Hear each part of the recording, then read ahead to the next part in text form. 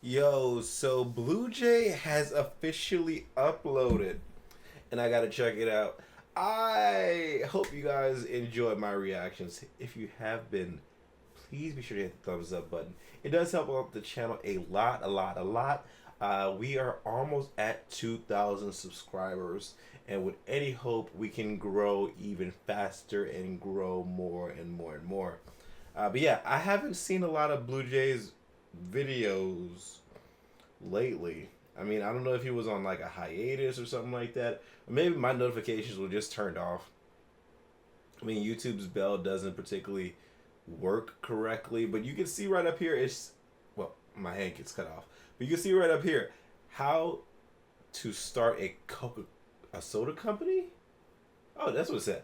I was like, wait, what? What? Okay, whatever. But yeah, I was gonna say how to start a cola company.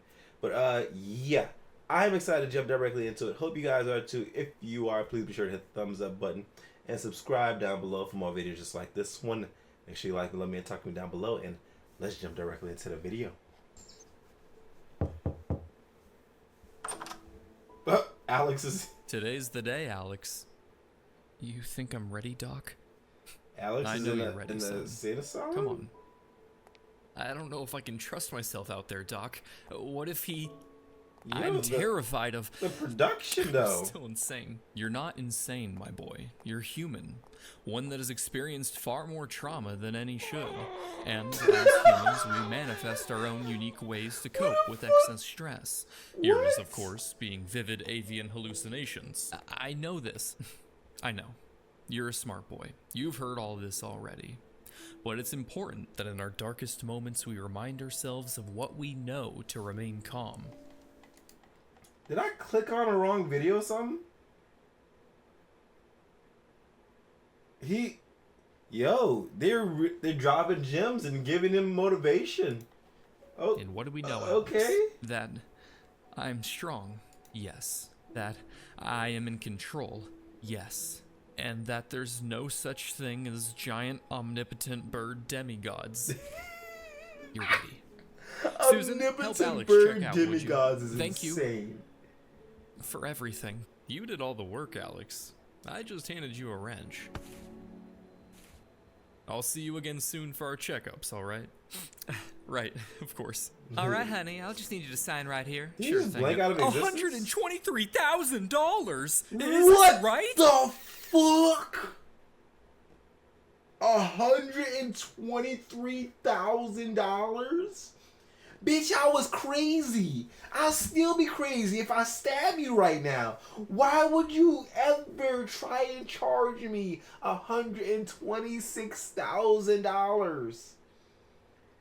Who do you think? You think a normal person like me can afford to pay that? You're not getting any of this money. Bitch, what you mean? You needed a lot of help. A lot of help that your insurance deemed non-essential. No, this can't be right. Surely there are some discounts for extended stays or fees that can be waived or perhaps some charges. Yo, my nigga looking fresh though. Like, who? I wonder who. Wait, this isn't the same art style from the other videos, is it? Think I'd be forgiven? That's quite a bit of medical debt you got there, Alex. Yeah! No! The pills! Give me the pills! Oh, how I've missed you, buddy. You can't be here! You're not supposed to be here! I miss my good old pal's release day from the psych ward. I would never. And good thing I didn't, because that's a pretty penny you owe there, Alex. But hey, while 123K sounds like a lot, Coca-Cola makes that much every 1 minute and 25 seconds. Cool! I don't own Coca-Cola! No, but you do own Alexi Cola. LLC. No more adventures. Can I just do some kind of payment plan? We also accept payment in the form of organs and or firstborn children. I own the hospital, Alex. Just kill me. That would make a lot of sense. Blood sacrifices. Blood for the blood god and skulls for the skull throne. All he accept all those. Later. But he first, says, we're gonna dive into the propaganda-driven, propaganda-driven, diabetes-given, controversy-ridden history of the soft drink business to teach you how to run a soda company.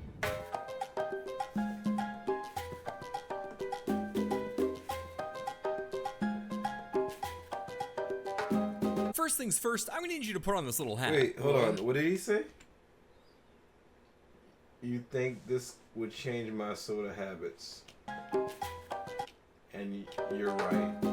And you're right. I drink more. First things first, I'm gonna need you to put on this little hat. Just real quick, come on. Great. What happened? Why do I smell purple? Don't worry about it. Say, Alex, do you remember your mother's name? Did he just Of course stab I do. him? It's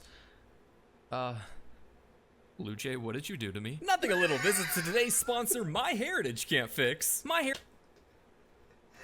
My nigga said, Bluejay, what did you do to me? He said, do you remember your mother's name? Of course I do. It's... The fuck did you do to me?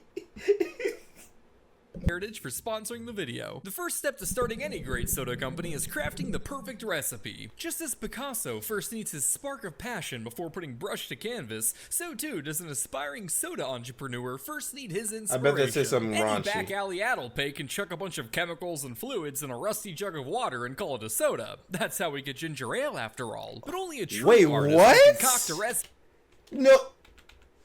No way. Any back alley addlepay can chuck a bunch of chemicals and fluids in a rusty jug of water and call it a soda. That's how we get ginger ale after all. But only a true artist can concoct a recipe that decisively takes off, encapsulating society in a glycogenic fervor that shapes the face of culture for generations. Take John Stith Pemberton, a wounded Confederate Civil War veteran who sought to cure his post-war morphine addiction by experimenting with various painkiller and toxin cocktails. A sentence that is littered with perhaps the most red flags I've ever seen. Like many artists, Pemberton was inspired by another person's work, a French drink called Vin Mariani that he found to miraculously help with his morphine addiction. Which makes sense because he was drinking cocaine. Coined a coca wine due to the drink's ingredients being just coke and wine, Vin Mariani was touted as a patent medicine that came off the heels of the booming popularity is of coca leaves and all their partying. lovely brain tickles. Having found a magical alternative to the morphine and heroin-based concoctions on the market, our little Confederate was determined to sell some coca wine of his own. I'm telling ya, this is gonna be huge. All I need is one of them patents. Well, that's the thing, John. The point of a patent is that you can't just sell the same thing another person made. Oh, come on. The French aren't people. They most certainly are. He's like, they are people. Really? Yes. Oh. Really? Well, it's not the same thing. It's not. No.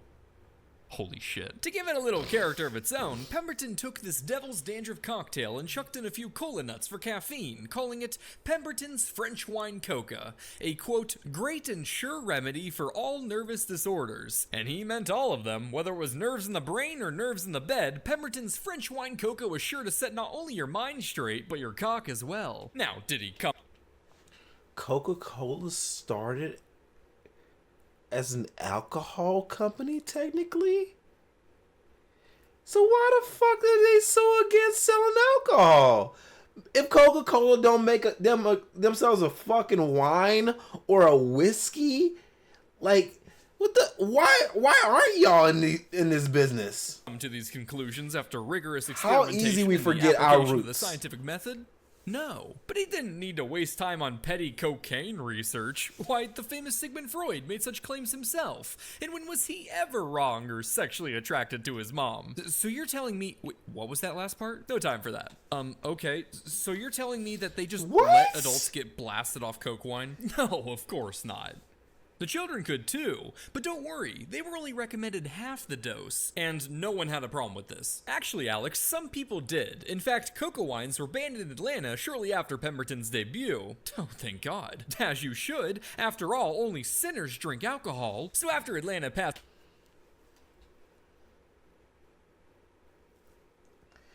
So cocaine used to be legal. That is insane. Cocaine used to be legal. This was used like a normal, regular thing. And it wasn't the fact that they had cocaine in it. It was the fact that there was alcohol in it that pissed people off. Rally tonight at Christian church under aspires of women's Christian Prohibition in 1885. 1885, Pemberton swapped out the problematic alcohol for a boatload of sugar and called it Coca-Cola. Cola for the cola nut extract, and coca for the fact that it still very much so contained cocaine. And thus, an American staple was born. Great, well, cocaine is illegal, and I'm not a morphine-addicted Confederate, so I'm not sure how any of this applies to me. You may not have a physical wound to exploit yet, but according to your medical file that I bribed an intern for, you are just riddled with depression and anxiety. So let's just throw a Xanax in your soda and call it a day. Now that you've got a product to sell, it's time to move on to step 2 for starting a soda company. Propaganda, or as companies put it to make it more palatable, marketing. While you might think this is something only done by a company with an ad budget, marketing, or the act of getting one's message out there, is one that we all participate in on a daily basis. Even something as simple as thanking people for their support can come with an underlying motive. Like subscribing down below and hitting the... Advertising and communication are core parts of the human experience, and nobody understands this better than soda companies. Coca-Cola alone spends upwards of $5 billion a year on advertising, with every penny going towards making sure that no matter what you're doing, the only thing going through your little head is just how much better things would be with a cold glass of soda. Amazed that LeBron can jump that height? Well, that's because he drinks a Sprite, calling gamers Sprite. How did we become the Black Drake? Blurs online? Not without your lemon lime. Son dying from epilepsy? Hey, that kind of rhymes with Pepsi. But getting people to simply know about your soda's existence isn't enough. You need to get them to want to buy it. And with today's pesky scientists publishing their stupid research on soft drinks and their contribution to obesity, diabetes, or whatever other nerd shit, soda executives face the unique challenge of convincing the broader public to willingly drink their poison. Hello, my good man. May I interest you in a scrumptious mouthful of my savory syrup? What? A glass of soda? Oh, no, thanks. I've heard it's not all that healthy. Nonsense. It's perfectly healthy, my friend. Well, my diabetic aunt just had to have her leg amputated after drinking 3 Mountain Dews a day. But have you considered that maybe it just did that? 3 Mountain Dews a day. Her leg just did that. Yeah, I mean... like...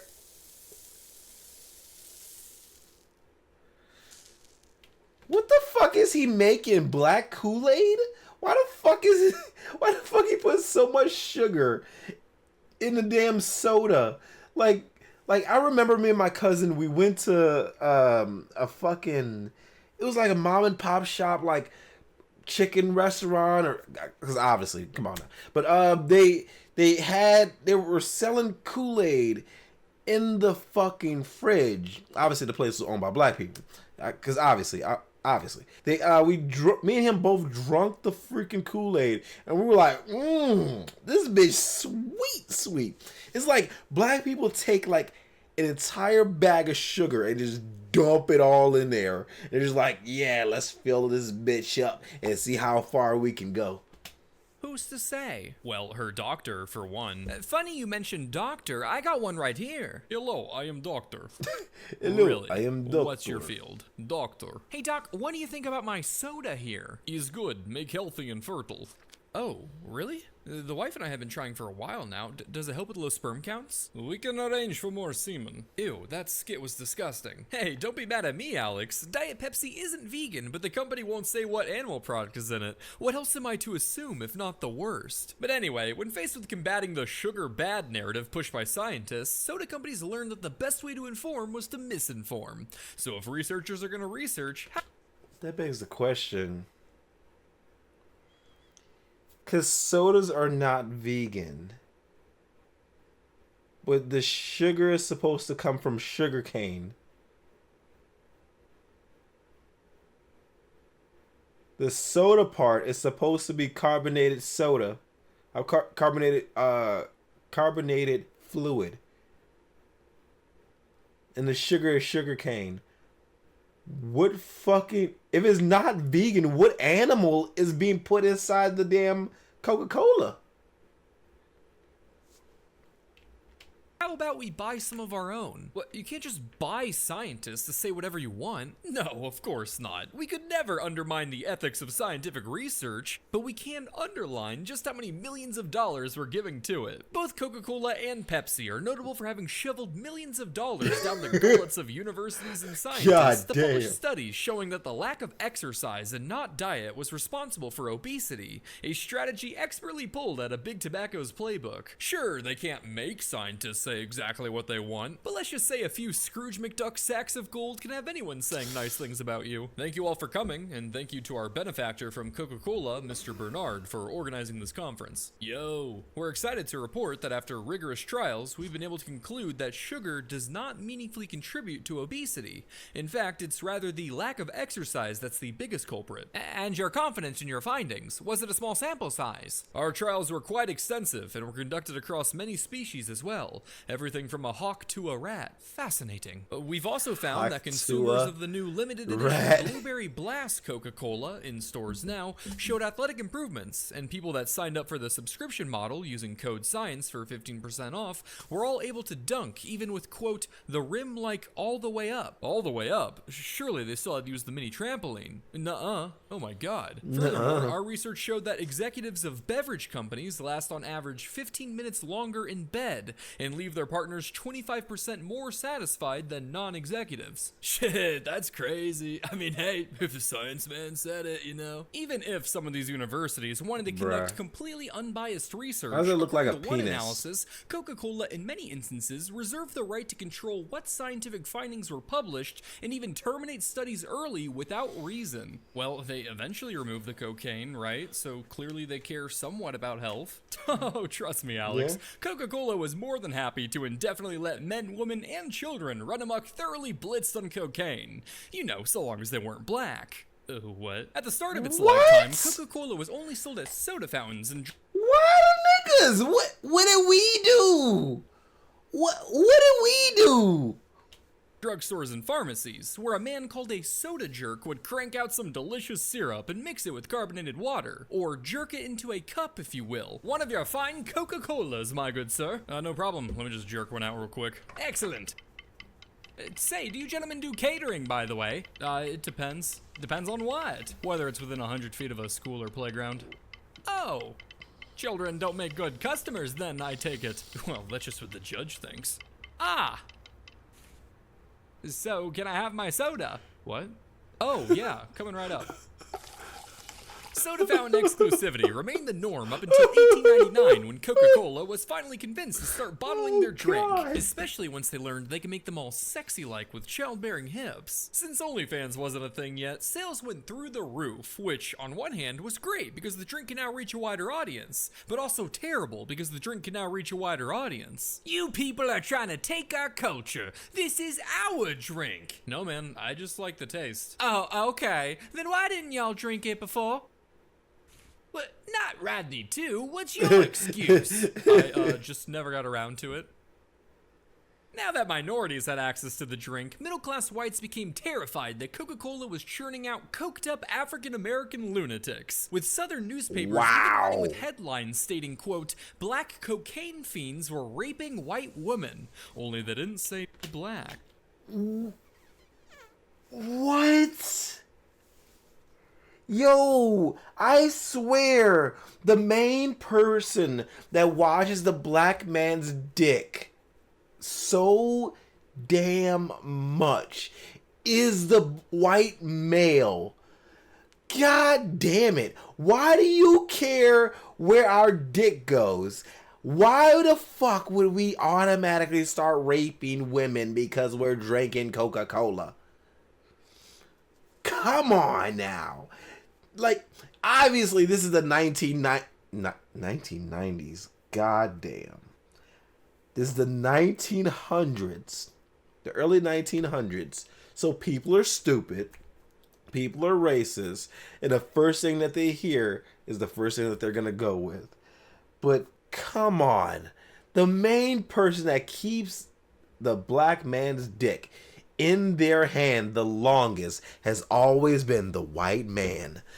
God damn, get my dick out of your mouth. Naturally, Coca-Cola, who had hitherto been seen as an intellectual drink for well-off whites, panicked at the prospect of being associated with scaly minorities. But that's not something a little rebrand can't fix. So before it was ever even banned, Coca-Cola removed cocaine from their drink, not for legal reasons, nor for health reasons, but to cleanse their image of any association with black people.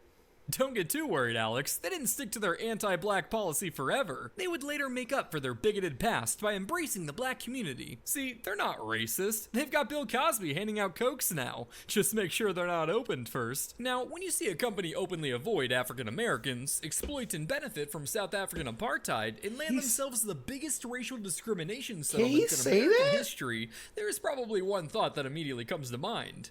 That's right, an open market. And who else was better positioned to capitalize on so many unwanted customers than Pepsi? Always nipping at Coca-Cola's heels, Pepsi decided to embrace these neglected customers with open pockets. So much so that Pepsi even opened a black markets division in the 1940s solely focused on targeting the demographic. Only they didn't say black. This division focused on advertisements showing black Americans in a positive light, avoiding stereotypes, and attacking Coke for their anti-black discrimination and support for segregationist politicians. The push was a huge success, resulting in black Americans being 3 times more likely to buy Pepsi over Coke, all while the marketing No lie, and I guarantee you this is the reason why like my mother, she used to be so heavily addicted to Pepsi. I shit you not.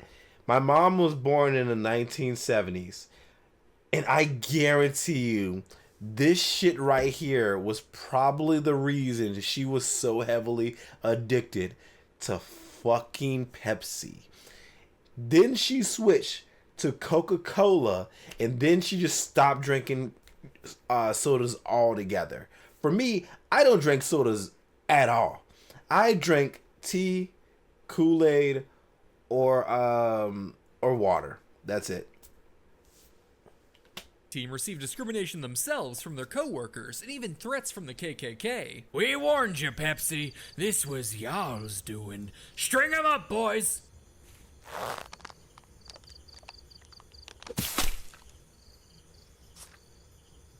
Wait. Advertising wasn't exclusive to race, however. Mountain Dew, for example, got its start making fun of poor Appalachians with the subtle mascot, Willie the Hillbilly, promoting the soda with his titular catchphrase, Mountain Dew, it'll tickle your innards. What the hell does that mean? Who knows? Perhaps it's a whimsical way of pointing out that your bloodstream will never have more glucose in it. Or maybe... Seriously, I don't know if y'all have seen this video. I don't know if y'all have seen this. But please watch. There's a video where British people try Mountain Dew. And you can see they drink Mountain Dew and they get a fucking sugar rush. They're just like, yo, I gotta do something. I feel energized. I swear, I shit you not. Please watch it. Please. It was just more catchy than it'll destroy your tooth enamel and skyrocket diabetes statistics. But either way, it sure is an interesting choice of words when talking about the people known for incest. That's disgusting. Well, it seems they thought so too. But that's not something a little rebrand can't fix. So they soon replaced it with, get that barefoot feeling drinking Mountain Dew. And that's supposed to be better? This is a Bluejay video, Alex. Things don't get better. While marketing is important, you won't always have control over your soda's narrative. Shit. So part of the propaganda biz is battling misinformation. But you just showed how Big Soda literally peddles misinformation. You're a corporation in the 21st century, Alex. Misinformation is whatever you want it to be. But regardless, there are times where these companies have been faced with actual falsehoods, some of which you may have heard yourself. Take, for example, the urban legend that claims a disgruntled Pepsi employee infected batches of the soda with his own HIV-contaminated blood. It's a tale that's made the rounds multiple times over the past few decades. It even got to the point where the CDC themselves released a statement to debunk the rumor. No, there's absolutely no merit to this story. Of all the bodily fluids we've analyzed in Diet Pepsi, none contained any trace of HIV. Money. Bodily fluids? Plural? I mean, we said it's not vegan. Another time, in 2004, farmers in India began buying Coke and Pepsi en masse to use on their crops. By spraying the soda on their cotton and chili fields, the sugar would attract ants, who would then feed on the larvae of insects that were damaging the harvest, which makes these colas pretty great at pest control. Almost like a pesticide. Wow. Which is not a word you want associated with your beverage. Hey, can you pass me the pesticide? Yeah, here. No. Tell me you've not been using this. Of course I've been using the pesticide. No, Oddvic, this is Red Bull. Do you have any idea what you've done?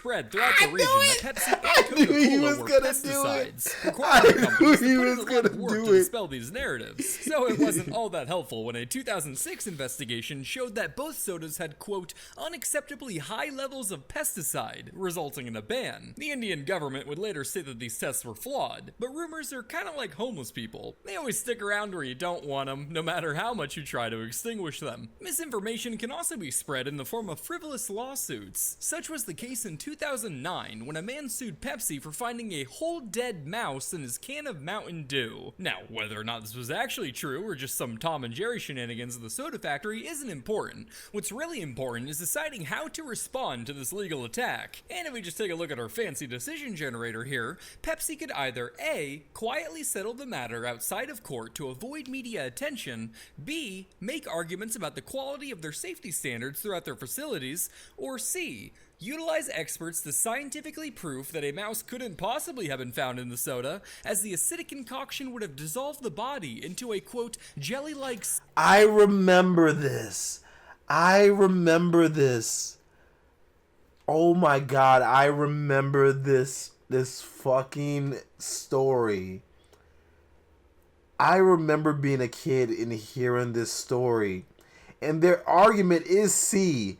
They literally said, and I quote, there is no way that he would have been able to find a mouse in his soda of Mountain Dew because the body would have literally broken down in the Mountain Dew into a jelly-like substance, so he would not have been able to tell that it was a rat, and they won the fucking case. Saying that a Mountain Dew can actually dissolve a fucking rat inside of it. It's insane. Substance And we in a put matter that of in our 30 fucking days. guts. No way they publicly said jelly-like substance. Of course not, Alex. They actually said more than that, adding, quote, by 30 days of exposure to the fluid, all of the mouse's structures will have disintegrated to the point the structures, excepting possibly a portion of the tail, remember will being not a be kid and hearing that recognizable. shit. I was Really like, adding some what? colorful And imagery to the at soda that that point, sports the I had catchphrase, never "It'll tickle drunk your in innards." soda. Pepsi I decided to continued never bring drink in soda experts ever to again. present arguments that Mountain That Dew was right there was actually a story more that stopped me corrosive from than your average drinking soda. And while that might have been helpful from a legal standpoint, arguing that your soda, which already looks like toxic waste, is strong enough to dissolve cute animal corpses doesn't necessarily bode well for the marketing department. Thankfully, to my knowledge, Pepsi's experts didn't provide an experimental study for the court, but that didn't stop the internet's experts from conducting experiments of their own. I'll link to one such video in the description, and I do mean from the most sincere pits of Mouse my cold, and Mountain Dew dead, experiment. wretched heart to truly watch at your own risk. But hey, if Pepsi ever wants to truly embrace their hillbilly origins and release Mountain Dew Rat Float, at least they have a recipe up their sleeve. Or maybe that's just how they make Code Red. But how about we take a quick break from marketing to talk about another vital sector of the soda business, scaling and product improvement. To meet your new demand, you're going to need to increase your production. And to keep that demand growing, you're going to need to improve your products. Now, seeing this self-fulfilling cycle, you're probably wondering, when does one become satisfied with their product and level of demand? But now you're already making your first mistake, as the only question that should be on your mind is how to increase shareholder value. In 1996, unionists for a Coca-Cola bottling plant in Colombia were working hard lobbying to improve the wages and living conditions of the workers. Now, you have a business to operate and profits to populate, so when faced with this crisis, how would you retaliate? That's right, Alex. Why increase a wage that you have to pay every single week when bullets are a one-time fee? So the Coke plant sent a Colombian death squad to kill union leader Isidro Gil, burn down the union hall, and force the workers to resign at gunpoint. Now that's thinking with shareholder value. This marked the 8th trade union leader to be assassinated by Colombian death squads at Coke facilities,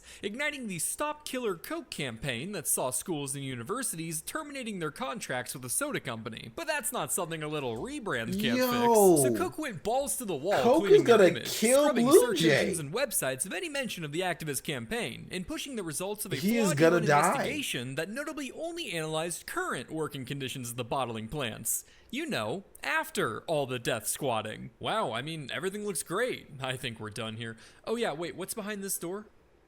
Renovations. Ah, I see. And what about this double taps gentleman right here? Technically, he died yesterday. Excellent, excellent. Sir, we need to report this. Daniel, read the top of your form for me.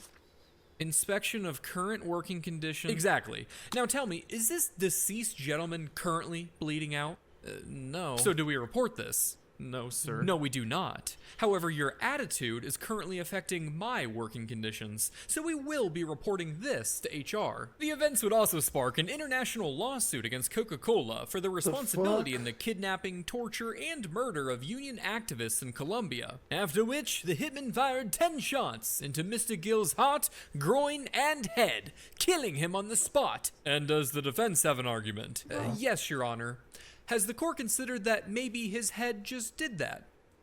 Coke would end up winning the case due to a lack of evidence, and both they and the bottling plant would forever deny any connections with the Colombian death squads. So I guess they killed unionists, forced workers to resign, and even murdered the widow of Isidro Gil, who continued to protest her husband's death, leaving their 2 children orphaned because they felt like it. I mean, obviously that can't all be a coincidence. How can they possibly treat these people this way? Hey, when you're outside the US, you can get away with a lot with those who you don't view as people. And inside the US, the same can be said with those who literally aren't people. Animal testing has been a hot button issue since as far back as the 1800s, with corporations and scientists alike selecting, injecting, and dissecting practically every one of God's creations. And Coca-Cola, ever seeking the perfection of their craft, decided why not try their hand at this animal testing strat. But where a cosmetic company might test their lipstick on a rabbit to examine skin sensitivity, how might Coca-Cola test their soda on a chimp to examine sweetness reception? Okay, hear me out. Coca-Cola decided that the optimal way to test sweetness was to take a chimpanzee, cut open its face, and study the nerve impulses that are used in the perception of sweet.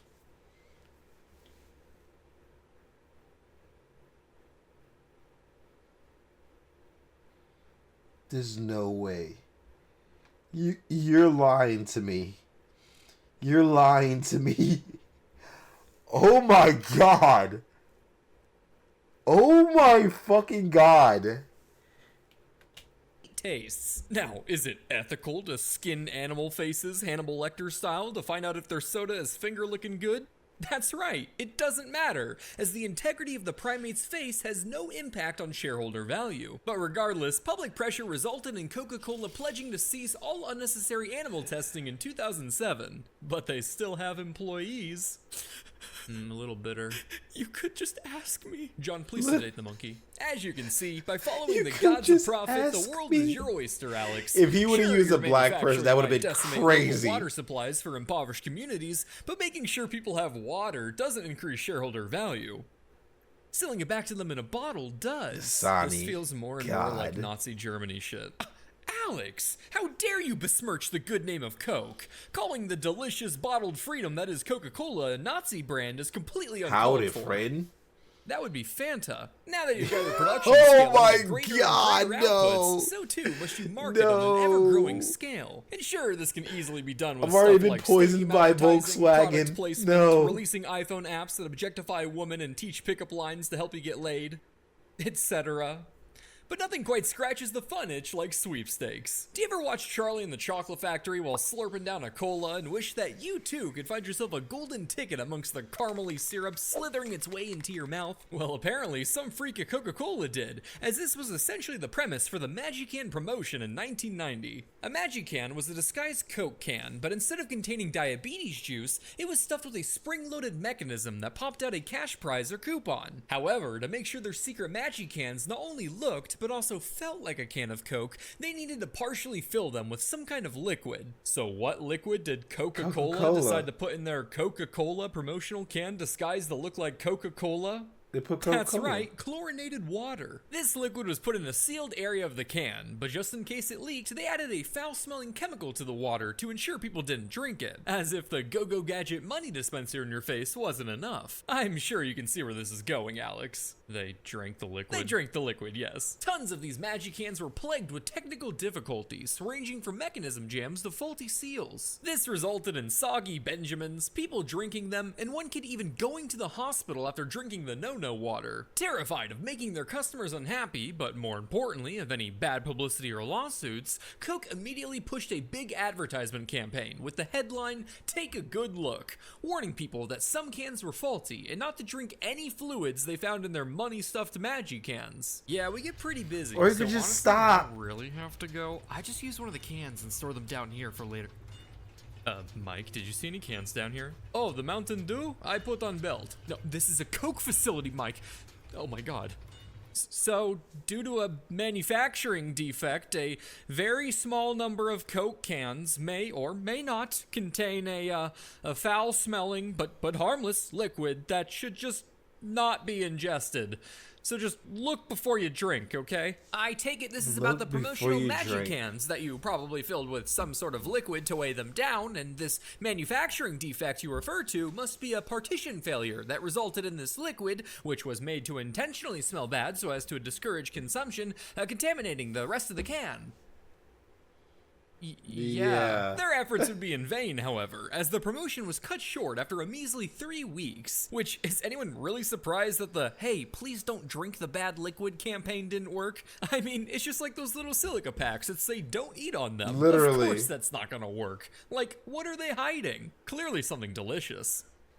You all should eat those. Do not eat those. Right now. Do not eat those. I mean it. Pause the video and go into your parents' room this instant and dig through their dresser. Pepsi also ran a promotion in 1990 called Cool Cans, where instead of whimsical and convoluted spring contraptions, they just wrote codes at the bottom of the cans. However, even Pepsi wouldn't be safe from the controversy bug, as apparently if you stacked 2 of these cans on top of each other in just the right way, the word sex would appear and shock the delicate hearts of proper God-fearing Christians across America. Really? While being one of the stupidest controversies I've ever heard. Really? Imagining the worst case scenario for some parent genuinely outraged at this obscure coincidence is very funny to me. Another, Mommy. Another. All right, sweetie, but this is your last one. Yay!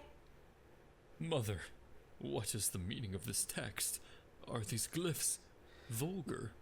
What have you taught me, Mother? A few years later, Pepsi would run a much bigger promotion in the Philippines called Pepsi Number Fever, where special bottles of soda were marked with a number under the cap. Each night, Filipino TV would broadcast a winning number, with prizes ranging anywhere from 100 to 1 million pesos. That's roughly 16 to 160,000 gumballs at the time. Therefore, not only could people satisfy their sin of gluttony, but they could check off greed with the lottery as well. Packaging 2 vices in one? Now that's thinking with shareholder value. The 1 million peso grand prize was worth roughly 611 times the average Filipino monthly salary, and only 2 bottle caps would have the winning number. With the magnitude of the promotion, a mania had engulfed the Philippines. Kids scavenged through trash, people fought over caps in the streets, and 2 Pepsi salesmen were even murdered over a disputed cap. So I guess you could say Pepsi wasn't the only pop in their stomachs.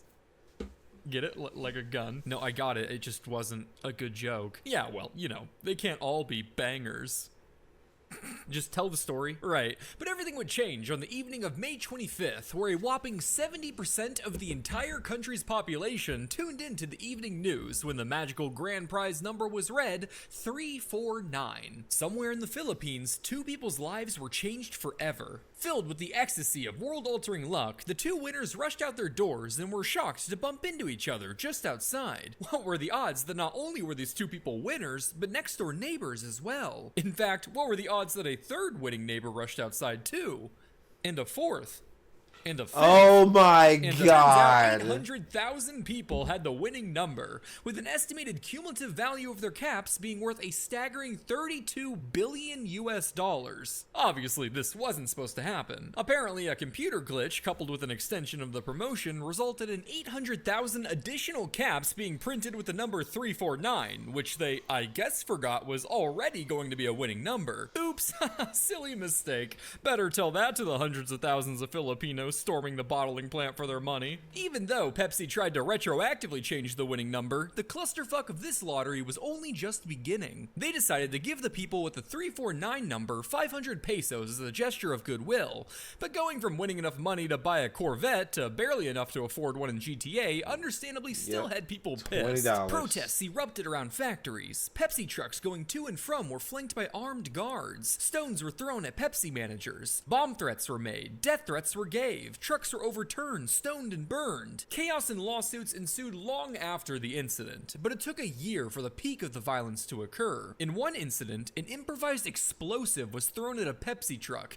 killing a 5-year-old and school teacher. In another instance, a grenade was thrown into a warehouse, killing 3 Pepsi employees. After what some say was the biggest marketing disaster in history, Pepsi's market share plummeted, trust in the brand was destroyed, but most importantly, millions of dollars was lost.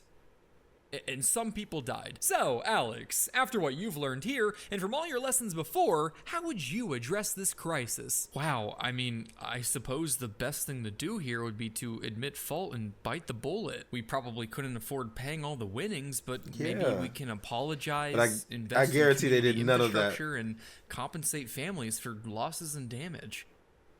No. What you should have said is, that's not something a little rebrand can't fix. Disasters are seasonal and memories are fickle. Just puke out a few commercials, flash some bright colors, bada bing, bada boom, market share recovered 2 years later. As for the lawsuits, one reached the Supreme Court of the Philippines after over a decade of legal battles, resulting in the 2 magic words that can cure any executive's ED, not liable. So, Alex, now that you're a proper wolf in sheep's clothing, are you ready to start making millions and paying off that pay shit. They were just like, I guess, well, not paying nothing. How do I get the money for the manufacturing equipment, patent attorneys, and workplace rent? Well, that's actually step 0. Phone a friend for money. Well, I guess I could reach out to my dad. Looks like you still need to claim that 14-day free trial for MyHeritage by clicking the link in the description. Discover more about your family history today. Bluejay, I seriously need to know what you did to me. I can't remember my mother's face. Am I dying? Death comes for us all one day, Alex. Yours just might have been moved up a decade or 2. What? A decade? History of soda companies. 4 out of 10 stars. Don't eat silica packs. That was a joke. Unless, no, don't. But maybe, no, don't. It doesn't taste good. How do you know what it? How do you know what it tastes like? How do you know? How do you know? How do you know?